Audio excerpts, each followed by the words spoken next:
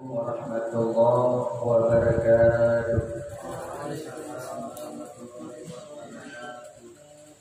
Alhamdulillahilladzi ja'alana minan nasihin wa afhamana min ilmil ulama'ir rasyidin. Asyhadu an la ilaha illallah wahdahu la syarika lah wa asyhadu anna Muhammadan abduhu wa rasuluhu la nabiyya ba'dahu. Allahumma shalli wa sallim ala sayyidina Muhammad wa ala alihi wa sahbihi ajma'in. Ya ayyuhan nas ittaqullaha haqqa tuqatih wa la tamutunna illa wa antum muslimun. Qala ta'ala fil Qur'anil Karim, na'udzu billahi minasy syaithanir rajim. Bismillahirrahmanirrahim. Wal 'asri innal insana lafi khusri illa alladziina aamanu wa 'amilus shalihati wa tawassaw bil haqqi wa tawassaw bis sabr. Barakallahu. Pertama dan yang paling utama, mari sama-sama kita memuja dan memuji Allah Subhanahu wa taala. Yang mana Allah pada maghrib yang mulia ini kita masih diberi kesempatan untuk hadir berkumpul pada tempat yang sangat-sangat mulia ini, dalam rangka sama-sama kita berubudiyah kepadanya, melaksanakan sholat maghrib secara berjamaah, kemudian melanjutkan pengajian kita yang insya Allah mudah-mudahan Allah redha kepada kita semuanya. Selawat beriring salam tak pernah henti-hentinya kita limpah curahkan kepada junjungan alam Nabi besar Muhammad sallallahu alaihi wasallam, kepada para hal dan sahabat-sahabat beliau sekalian, kepada para tabi'in, tabi'in, ulama mutaqaddimin, ulama mutaakhirin, sampai kepada ulama-ulama yang mu'tabar di sisi Allah Subhanahu wa taala. Yang mulia dan yang dimuliakan Allah, imam masjid yang kita cintai ini. Yang mulia dan yang dimuliakan Allah, para guru-guru kami yang hadir pada kesempatan pengajian kali ini. Takdim hormat kami kepada Ketua DKM Masjid, Ketua Yayasan, beserta seluruh jajarannya. Istimewa penghormatan kami kepada seluruh para jamaah sidang majelis yang dipilih oleh Allah Subhanahu wa taala. Insyaallah pada malam yang mulia ini kita sudah sampai haram di atas laki-laki yang sudah balik, melihat atau mengilik kepada perempuan yang sudah besar, pada halaman 43 dalam kitab Jami' Jawami' al-Musannifah. Na'udzu billahi minasy syaithanir rajim. Bismillahirrahmanirrahim.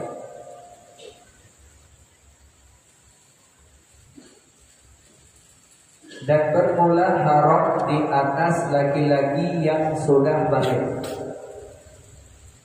laki-laki yang sudah sampai umurnya, lagi laki-laki tersebut berakal dia, dan laki-laki itu mukhtar. Makna mukhtar, dia bukan orang yang idiot.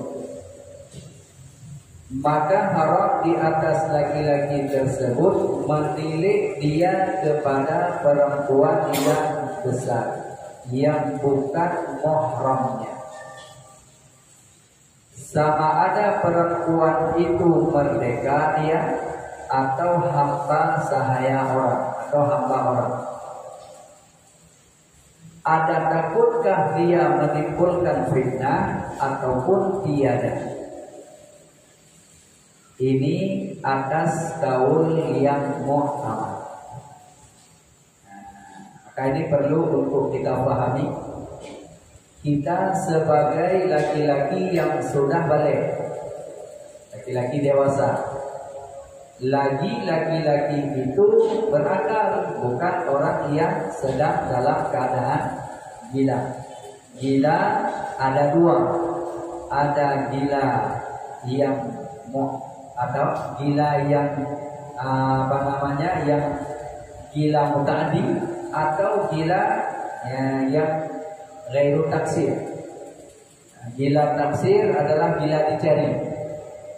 Gila dicari dengan gila yang bukan dicari itu sama-sama tidak masuk dalam tanduk. Cuma nanti yang gilanya gila dicari di akhirat dia tetap dituntut. Yang dituntut bukan karena dia tak sholatnya, bukan karena tidak ibadahnya, tetapi dipertanyakan kenapa kamu bisa gila. Jadi kalau yang gilanya karena gila yang ghairu taksir, karena gila yang dimaafkan syariat, maka bagi dia nanti di akhirat lepas. Jadi tidak termasuk laki-laki yang gila dan laki-laki yang tidak muhtar. Ya, laki-laki yang tidak memahami. Tidak ada pada laki-laki itu yang suka senang kepada lawan jenisnya. Nah, yang dibahas di sini haram di atas laki-laki yang sudah balik. Laki-laki itu berakal, laki-laki itu muhtar, menilik dia kepada perempuan yang sudah besar. Yang perempuan itu bukan muhramnya. Makna menilik dengan memandang itu beda. Kalau melihat itu sekilas, itu melihat namanya. Maka dalam syariat tidak dibahas menyangkut dengan melihat, tapi yang dibahas menyangkut dengan menilik. Makna menilik itu sudah teliti, sudah teliti betul, itu namanya menilik. Sampai dahi lalat di atas bibirnya pun kita tahu. Itu menilik. Maka haram di atas laki-laki itu menilik. Teliti betul di saat kita melihat atas, bawah, bawah, atas, bawah. Pokoknya tengok perempuan yang bukan muhramnya, atas, bawah, bawah, atas, bawah, itu sudah termasuk dalam kategori tilik. Maka hukum di dalam syariat baginda Rasul hukumnya haram di atas kaul yang mu'tam. Nah, ini penting untuk kita hadirkan supaya kenapa? Jangan sampai hari-hari kita dipenuhi dengan dosa. Nah, cuma sekarang dunianya sudah dunia yang canggih. Tidak melihat langsung perempuan, tetapi melihatnya lewat elektronik. Melihat seorang perempuan lewat elektronik atau lewat WA dan lain sebagainya. Ya, yang kita lihatnya juga sama, yang dipilihnya juga sama. Maka tetap hukumnya juga haram. Apalagi yang dipilihnya itu kadang-kadang terbuka auratnya, tidak tertutup aurat atau lain sebagainya. Maka itu tetap hukumnya juga haram. Yang disebut dengan haram ma yusabu. Nah ini ya, ma yusabu ala tarkih wa yu'aqabu ala fi'lih. Yang disebut dengan haram diberi pahala kepada orang yang meninggalkannya dan disiksa bagi orang yang melakukannya. Itu haram di dalam syariat. Maka berhati-hatilah kepada kita sebagai laki-laki yang sudah memenuhi seperti yang dibahas tadi di atas, balik, berakal, dan muhtar. Jadi makna muhtar orang yang paham, cerdas, cerdik ya, bukan orang yang tidak mengerti apa-apa. Dan harus menilai seorang laki-laki akan muhramnya. Seorang laki-laki melihat muhramnya. Siapa muhramnya? Dia melihat ya menilik ya ibunya, adiknya, boleh, tidak ada masalah. Itu harus menilik oleh laki-laki akan muhramnya. Namun ada syaratnya. Siapa yang disebut dengan muhramnya? Ada dengan sebab nasab. Kalau dengan sebab nasab berarti adiknya, kakaknya, bibinya dan lain sebagainya. Itu dengan sebab nasab. Atau bukan dengan sebab nasab, dengan sebab rida. Adik sesusuan dengan dia, atau kakak susuan dengan dia, itu namanya dengan sebab rida. Atau dengan sebab sahara. Dengan sebab sahara, dengan sebab kita menikah dengan anaknya. Jadi ibu mertua kita itu adalah sahara. Kita memandang ibu mertua itu tidak, menilai ibu mertua itu tidak berdosa. Dengan catatan ya, yang ditilainya barang lain daripada yang inti-intinya, dalam arti mabaina surah warubah. Jadi yang tidak diperkenankan menilainya itu ya antara pusat dan lututnya dan juga dadanya. Itu tidak diperkenankan menilik sampai teliti betul. Tetapi melihat wajah, menilik wajah, ya itu harus, karena itu adalah dihitung muhram. Tidak boleh menikah dengan orang tersebut. Nah, makanya kepada kita diwajibkan untuk menjaga mata, karena bila matanya sudah tidak lagi terjaga, maka tidak lagi terpelihara. Apalagi ini zaman benar-benar zaman yang sudah rusak. Hingga di saat kita dengar kadang-kadang ya, secara akal sehat itu tidak mungkin, tetapi karena orang sudah tidak ada lagi ya rasa iman di dalam dadanya, maka tidak jarang kita dengar berita seorang ayah kok tega menyetujui anaknya, ya seorang kakak ya, berhubungan dengan adiknya. Kenapa itu semua bisa terjadi? Karena sudah mengundang syahwatnya sendiri, bukan syahwat yang datang, tetapi syahwat yang diundang. Maka itu tetap, kalau sudah seperti itu, walau muhramnya tetap haram. Nah, kemudian selanjutnya demikian lagi perempuan harus dia menilai kepada yang muhram, ya, yang laki-laki. Seorang perempuan menilai kakaknya, abangnya, pamannya, ayahnya, ya, maka itu tiada mengapa. Tetapi yang demikian itu semua tiada dia menilainya dengan syahwatnya. Kalau matanya sudah tidak lagi terjaga, maka dikhawatirkan tilik itu memandang kepada syahwat.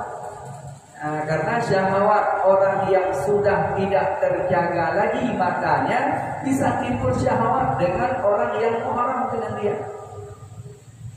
Nah, ini yang kita khawatirkan, seperti yang demikian. Kenapa? Dikarenakan tidak ada lagi pandang bulu kalau sudah orang yang matanya tidak lagi terjaga.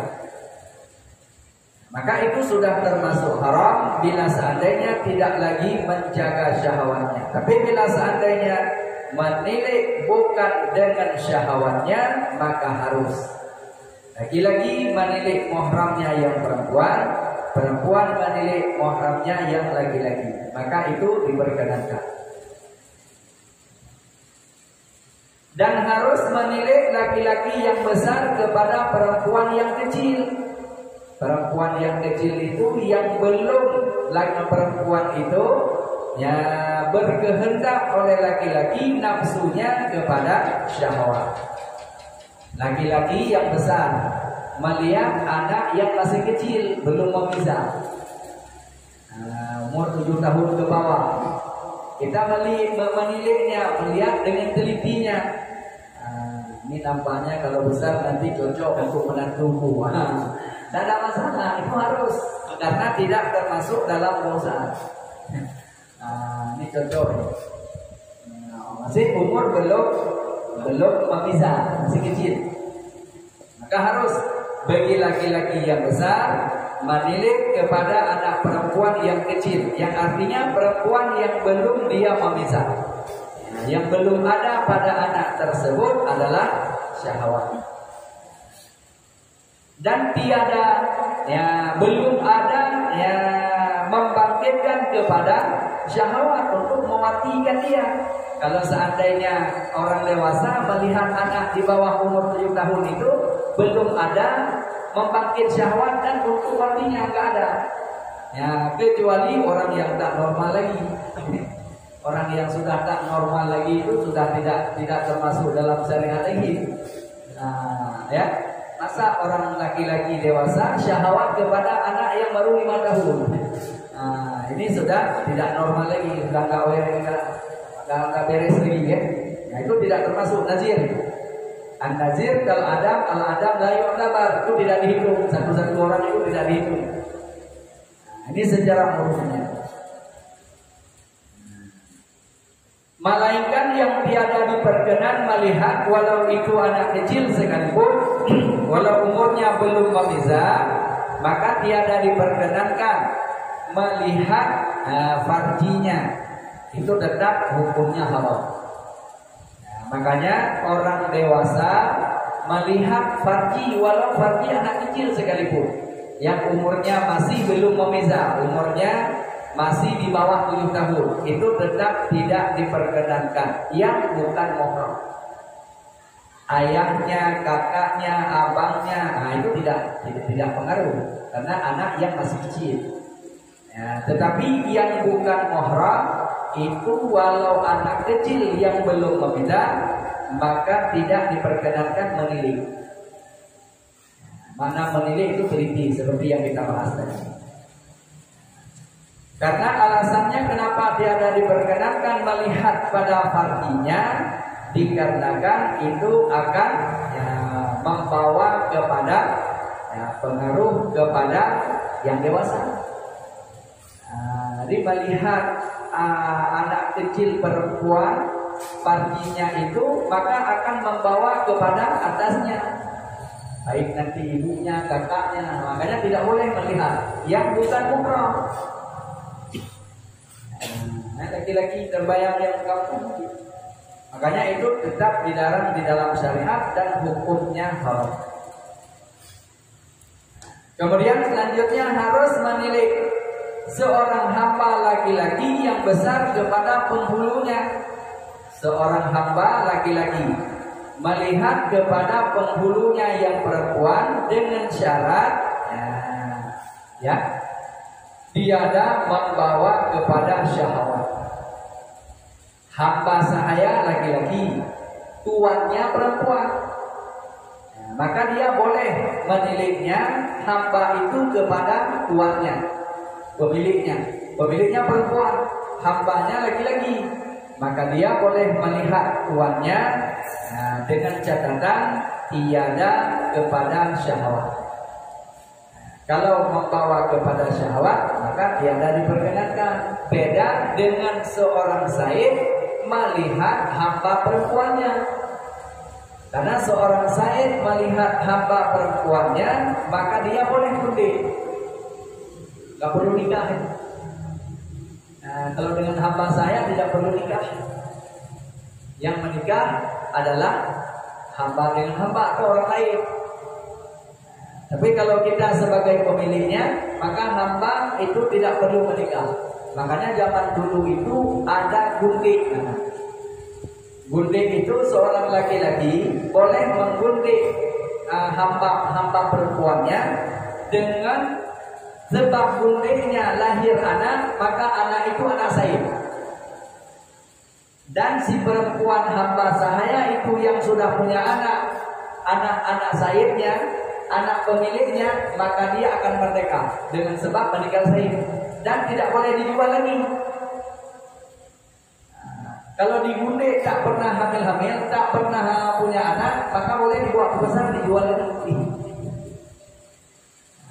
Dulu hampa sahaya itu diperjualbelikan di pasar. Ya, sekarang tidak ada lagi hampa sahaya. Kalau seandainya ada hampa sahaya sekarang, orang nggak menikah, nggak beli hampa sahaya. Nah, hampa sahaya dulu diambil dari kalah perang. Ini kerajaan ini berang dengan kerajaan ini, atau diserang kerajaan ini oleh satu pasukan di saat menaklukkan kerajaan. Ya, maka ada istilah selir ataupun istri daripada raja, permaisuri dan lain sebagainya. Di saat suaminya sudah kalah perang, maka mereka serentak kadang-kadang minum racun. Supaya kenapa? Tidak mau mereka dijadikan budak oleh kerajaan lain.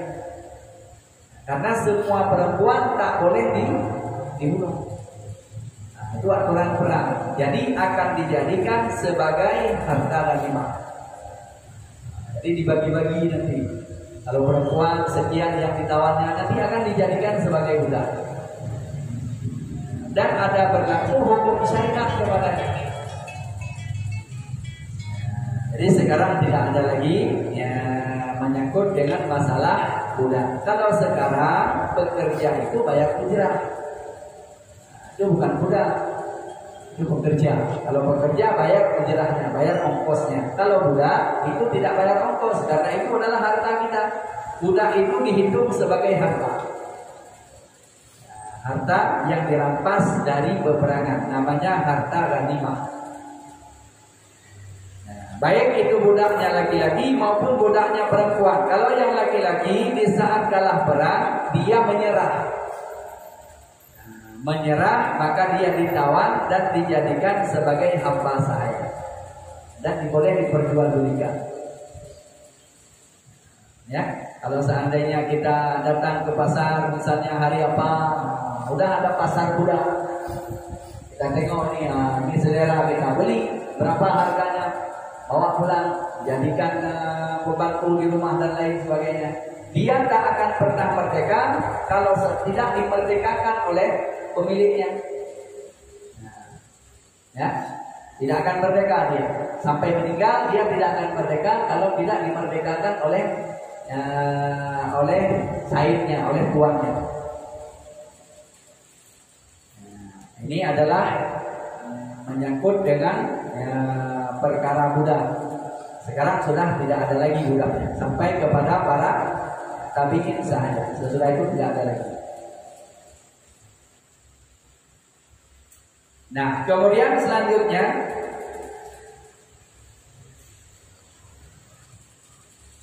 adapun kanak-kanak yang laki-laki yang hampir kepada baliknya, maka yaitu seperti hukumnya orang yang sudah balik. Wajib di atasnya seorang perempuan itu menutup dirinya, menutup auratnya hampir kepada balik.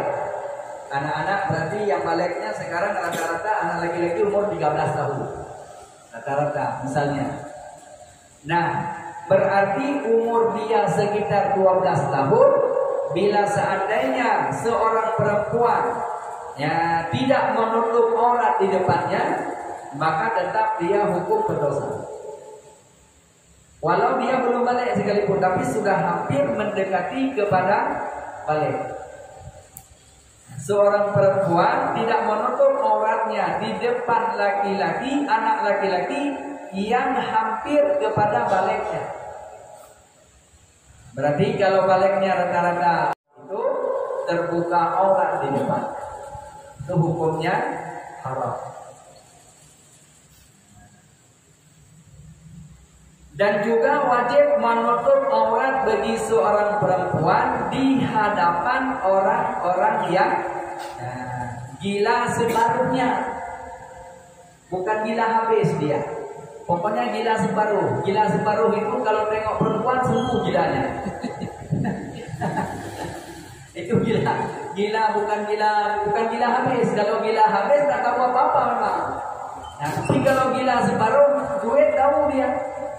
Nah, pokoknya kalau tengok perempuan sembuh dia gilanya. Nah, itu tetap hukumnya tetap juga wajib bagi seorang perempuan untuk menutup auratnya.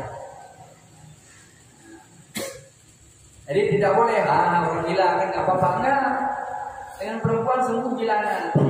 Nah, jadi tetap hukumnya wajib bagi seorang perempuan menutup dirinya, menutup auratnya pada hadapan orang yang gilanya gila separuh, setengah gila. Jadi sekali-sekali gila, sekali-sekali enggak, atau gilanya tidak habis semuanya. Sebab gimana contohnya gila separuh itu? Sekali hilang, sekali enggak, atau kadang-kadang memang setengah dia tahu, setengah enggak tahu.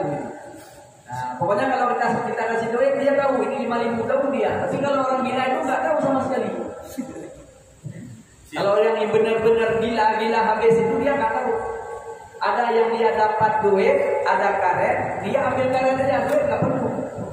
Kan ada orang yang gila, yang benar-benar gila itu duit, dia jumpa duit ikat dengan karet. Nah, dengan karet.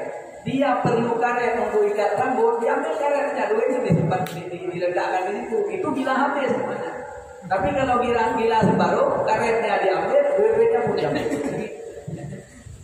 Nah, makanya wajib di hadapan orang yang gilanya setengah-setengah, wajib bagi seorang perempuan itu menutup auratnya. Dan haram menilai yang muda belia, yang artinya yang belum yang muda belia, yang baru-baru balik. Ya, bukan kecil, bukan sebelum balik, tapi yang baru-baru balik. Anak-anak yang baru-baru balik. Apa sekarang bahasanya itu? ABG ya. Anak baru-baru gede. ABG ya. Nah, jadi haram menilai yang muda belia, yang bahasa sekarang ini ABG, seorang perempuan atau seorang laki-laki yang baru-baru gede, yang bukan lagi belum balik. Ini penting untuk dipahaminya. Dengan tilik syahwat, menilai kepada anak-anak yang muda belia, baik laki-laki maupun perempuan, sama ada tiliknya itu dengan syahwatnya atau tiada syahwatnya. Yang elok rupanya atau yang tiada elok rupanya. Mana elok rupanya yang cantik. Kalau yang laki-laki yang ganteng, yang handsome bahasa sekarang. Kalau yang perempuan yang elok rupanya, yang cantik, yang manis, pokoknya seperti itulah. Haram melihatnya yang baru-baru gede dia. Ya, bukan belum balik, tapi baru-baru balik. Haram dilihat kepada haram ditilik kepadanya. Makanya beda tilik dengan lihat.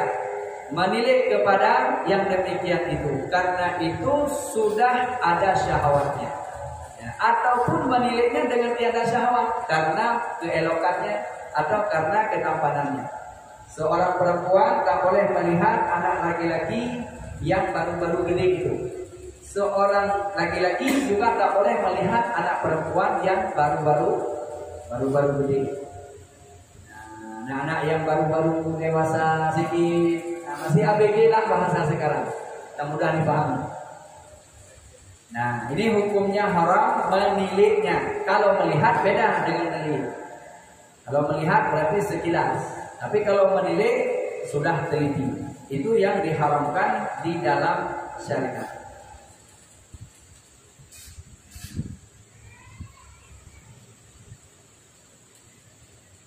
Karena elok rupanya. Kenapa haram? Karena pada ketika orang menilik dia, karena setengah manusia itu ada yang jahat perangainya. Ada yang jahat perangai. Di saat melihat sudah bukan lagi ininya, bukan itu yang dilihatnya, sudah entah kemana-mana.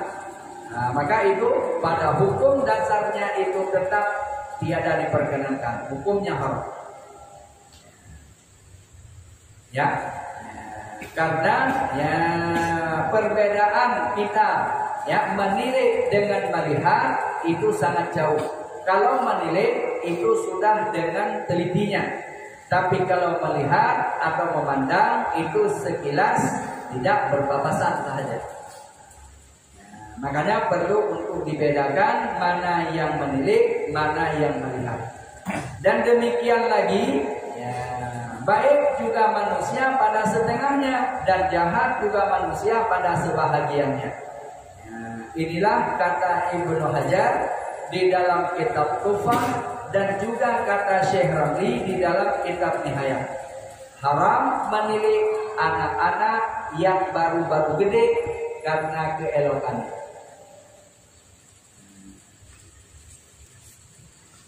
Kemudian lanjutkan daripada bahas harus menilai laki-laki kepada laki-laki, seperti harus juga melihat perempuan kepada perempuan yang lain daripada aurat besarnya. Aurat besar itu tetap perempuan sama perempuan pun tetap tidak boleh, laki-laki sama laki-laki pun tetap tidak diperkenankan. Maka disebut di sini aurat yang besarnya antara pusat dan lututnya. Itu aurat besar itu. Perempuan sama perempuan juga tidak diperkenankan, laki-laki sama laki-laki juga tidak diperkenankan.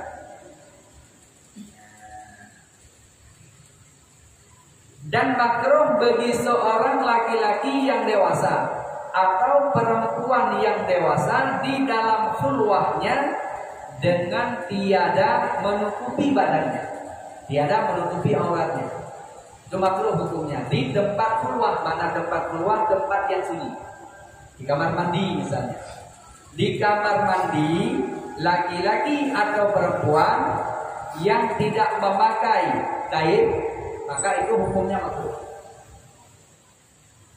Nah ini di kamar mandi biasa, kamar mandi orang kaya. Ya, tak pakai kain basahan, mandinya dengan telanjang, itu hukumnya makruh. Karena tidak ada orang lain. Kalau ada orang lain maka hukumnya haram. Ada yang tanya, kalau seandainya suami istri mandi seperti demikian bagaimana? Maka hukumnya tetap makruh.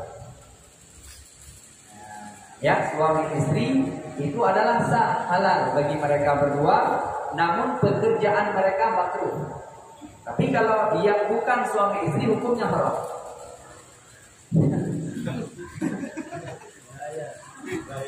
Bahaya itu, bukan lagi bahaya itu.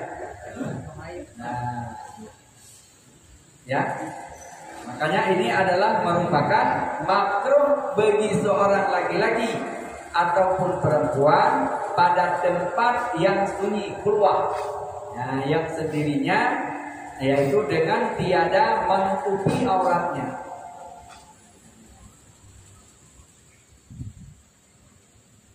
Dan haram pula di atas perempuan yang besar menilai dia kepada sesuatu daripada badan laki-laki yang hilang. Seorang perempuan yang sudah dewasa melihat kepada laki-laki yang dewasa pada badannya. Laki-laki tersebut yang hilang, mana hilang? Yang sah menikah dengannya. Dan manakala haram menilai pada sekalian yang tersebut itu, haram pula menyentuh dia dengan tiada berlapis atau dengan berlapis sekalipun jika takut dia akan fitnah. Ini penting untuk juga kita pahami. Ya, makanya tidak boleh bagi seorang laki-laki dewasa ya menampakkan badannya. Ini kadang-kadang ini kita dengan tetangga seolah-olah itu tetangga, nggak boleh juga. Kita laki-laki main-main di depan tak pakai baju, dilihat lagi dadanya, bulu dadanya, tidak boleh, haram itu.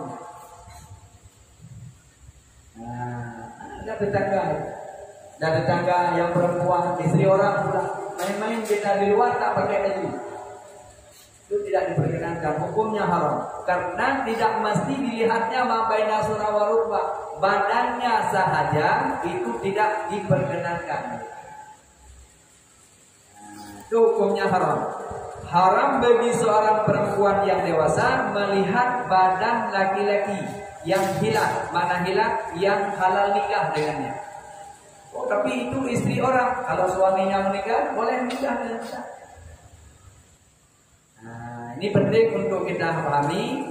Karena kenapa? Karena kita seolah-olah itu orang yang dekat, tetangga dan lain sebagainya. Tetap hukum tetap ya berlaku sebagai mestinya.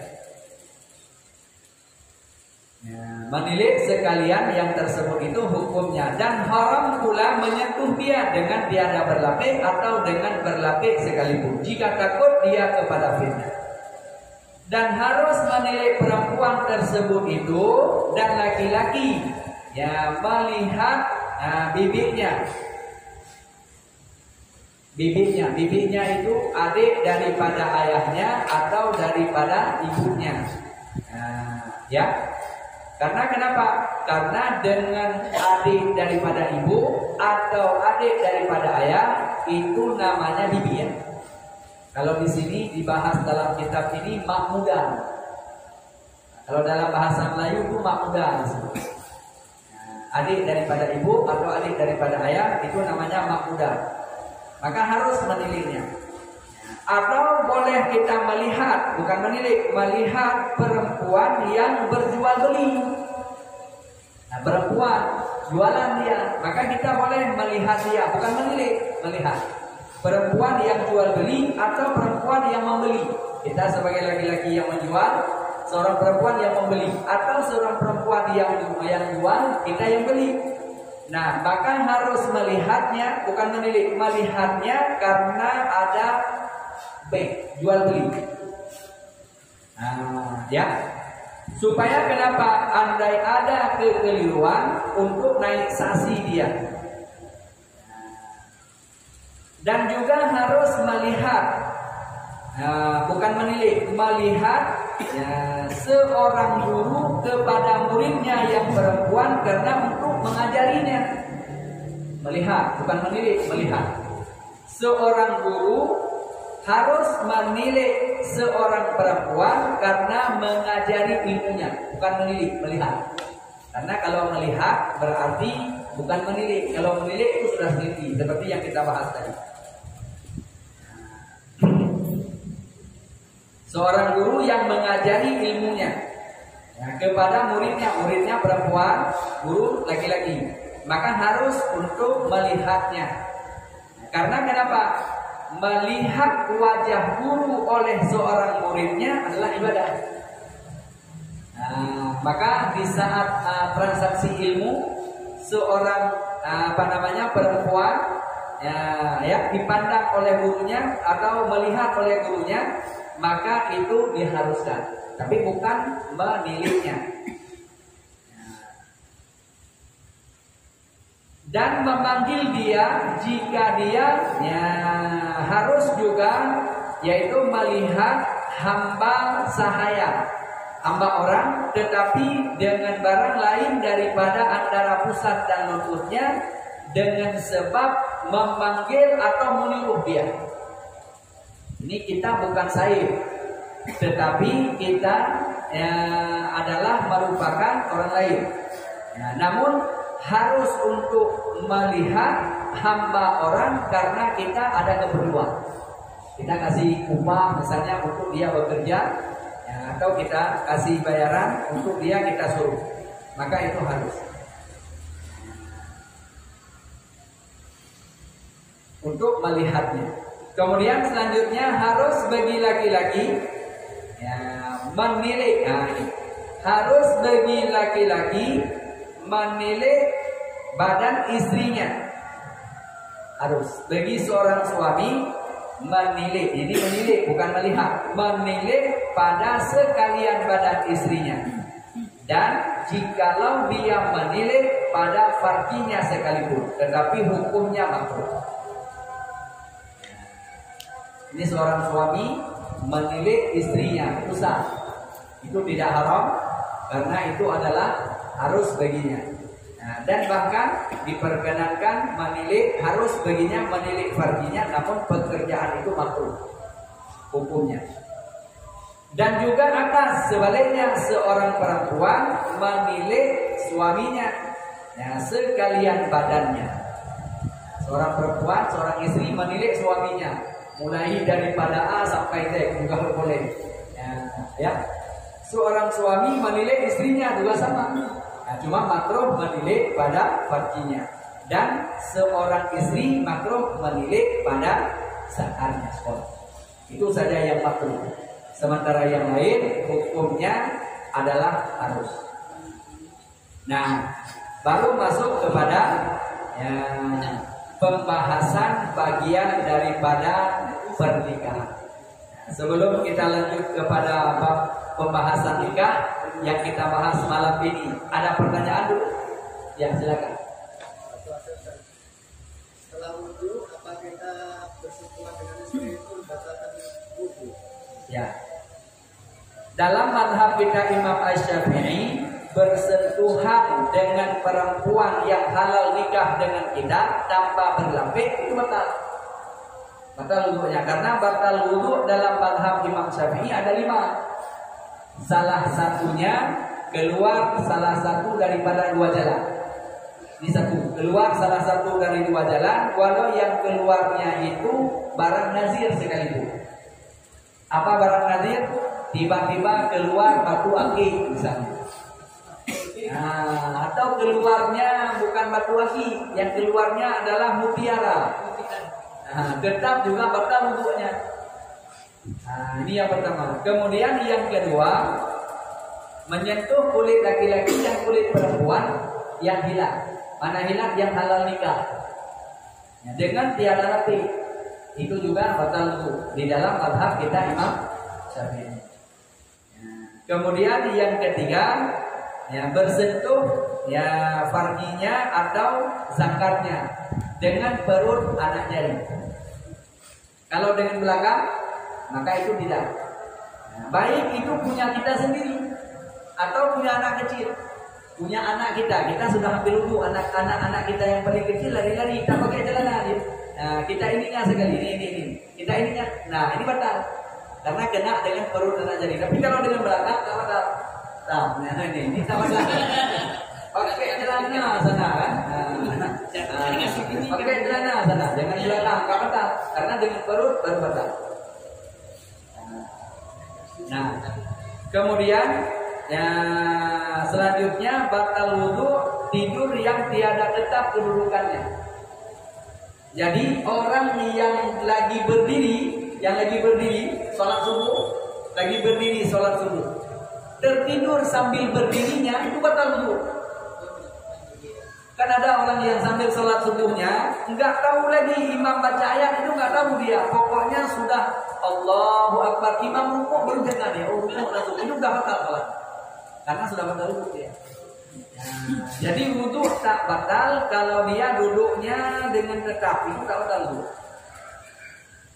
Terduduknya tak dengan tetap, itu tidak batal. Yang seperti hari Jumat kan, orang tertidur bersandar atau orang yang tertidur duduknya tetap, ini tak batal wudunya.